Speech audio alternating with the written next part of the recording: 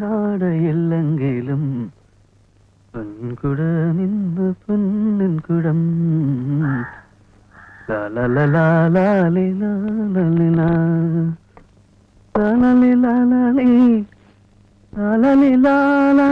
സിദ്ധൂരാരുണ വിഗ്രഹം ത്രിനയനം മാണിക്യമൗലീസുര താരാനായ കുശേഖരം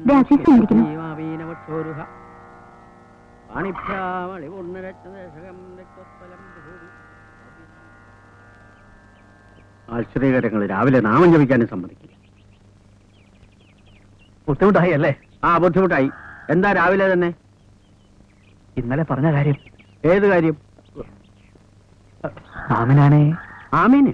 ഏത് ആമീന? ഹൈദ്രസക്കാന്റെ മോള്. അതിവിടെയല്ല, നേരെ കിഴക്കോട്ട് പോയാൽ മതി, ആ തൊടിക്കപ്പുറം. അതല്ല, ഇന്നലെ നിങ്ങളല്ലേ പറഞ്ഞത് കാണണമെങ്കിൽ വന്നാ മതി എന്ന്. നിക്കാഹ്. ഈ ചെക്കൻ എന്തിന്റെ സൂക്കേടാ ഇതിനപ്പം രാവിലെ ഉടുത്തിറങ്ങി പുറപ്പെട്ടത്? നിക്കാഹൊക്കെ കാരണവന്മാര് തീരുമാനിക്കും, അതാ അതിന്റെ സമ്പ്രദായം. ചെന്ന് വാപ്പയെടുത്ത് പറ. പിന്നെ ഇങ്ങോട്ട് വരണമെന്നില്ല, നേരെ അങ്ങോട്ട് പോയാൽ മതി. അപ്പൊ പറഞ്ഞ പോലെ ആവട്ടെ, ചെല്ലേ.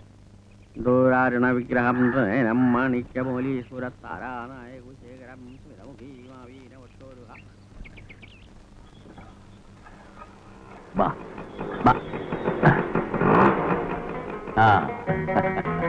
കുഞ്ഞലവി വന്നു എന്ന് കേട്ട് കാണാൻ പറ്റില്ല. വന്നതല്ല, നമ്മൾ രക്ഷപ്പെട്ടതാ. ആ വരി.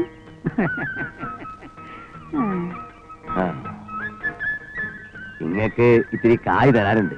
ചേടാ, അതൊക്കെ ഇപ്പൊ നിങ്ങളോട് നമ്മൾ ചോദിച്ചോ? കായിനിപ്പോ ഇത്തരഞ്ഞിരിക്ക വിചാരിച്ച മാതിരി കച്ചവടങ്ങൾ നടക്കണില്ല അലവി. ഐദ്രോസ്ക, നിങ്ങക്ക് കായ് ഇനിയും വേണോ?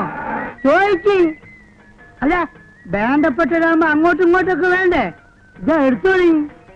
ഇത് ഇങ്ങോട്ടായിട്ട് കൊണ്ടുവന്നതാ. ഇവിടെ ആർക്കാ ഇത്? അധികമൊന്നുമില്ല.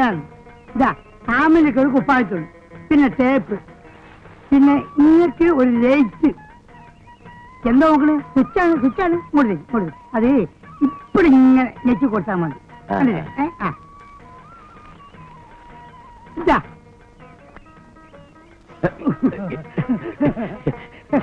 ഇതൊക്കെ എന്തിനാലവി? നിങ്ങൾക്ക് വേണ്ടെങ്കിൽ വേണ്ട, പെണ്ണുങ്ങൾക്ക് വേണമെങ്കിലോ?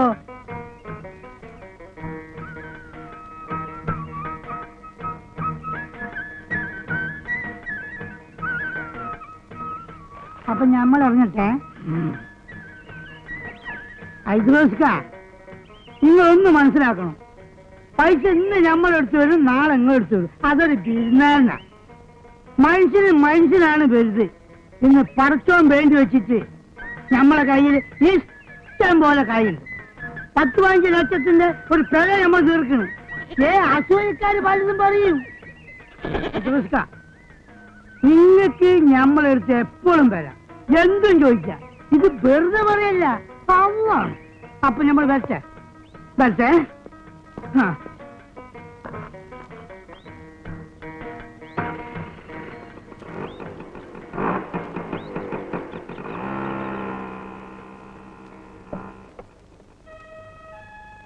ഓനെന്തിനാ ഇതൊക്കെ ഇവിടെ കൊണ്ടുവരണേ? മനസ്സുണ്ടായിട്ട്. കുപ്പായം ഇല്ലാന്ന് പറഞ്ഞ് മോങ്ങാൻ തുടങ്ങിയിട്ട് ദിവസം കുറെ ആയില്ലേ?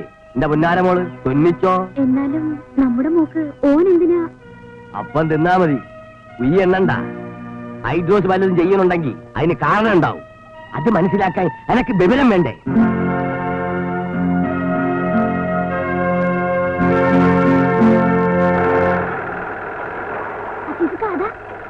ഹൈദ്രോസ് അങ്ങോട്ട് വരുന്നു.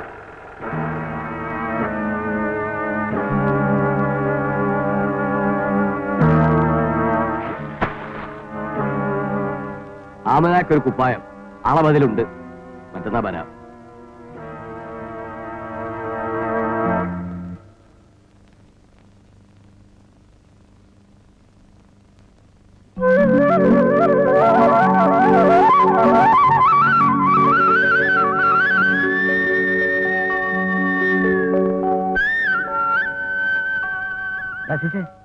എന്താണ് മൂലി വന്നിട്ട് പോയ വല്ല കുഴപ്പമുണ്ടാ?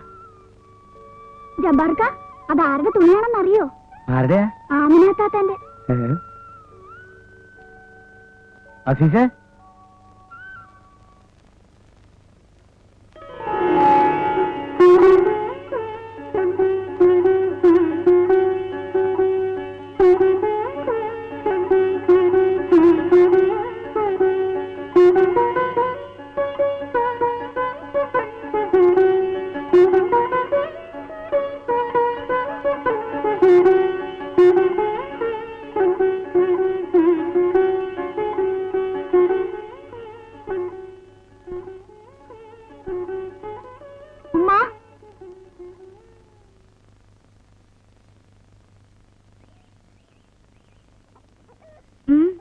ആരാ?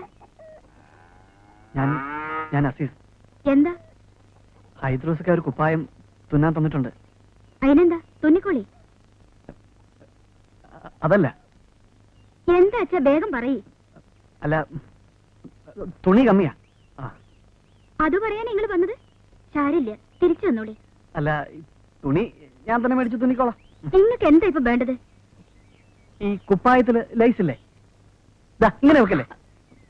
അത് വെക്കണ്ടേ? ഇതൊന്നും ഞമ്മക്കറിയില്ല. നിങ്ങൾ എന്താ വെച്ചോ. അത് ശരി. അല്ല, അതിന് കായ് വല്ലതും വേണമെങ്കിൽ മൂപ്പരെടുത്ത് ചോദിക്കണം. അയ്യോ, അതൊന്നും വേണ്ട. ഈ ലൈസ് ഏത് നിറമെന്ന് പറഞ്ഞ അത് ഞാൻ മേടിക്കായിരുന്നു. അതൊന്നും എനിക്കറിയില്ല. കുപ്പായം ആമിനക്കല്ലേ? ചോദിച്ചാ മതി. ഇവിടില്ലേ? ഓൾക്ക് അങ്ങനെയൊന്നുമില്ല. നിങ്ങൾ എങ്ങനെയാച്ച തുണിക്കോളി, ഞമ്മക്ക് വേറെ പണിയുണ്ട്.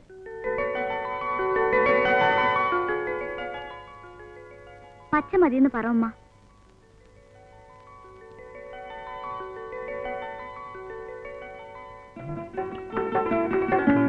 പച്ച മതിയെന്ന് പറ ഉമ്മ. പച്ച മതിയെന്ന് പറ ഉമ്മ.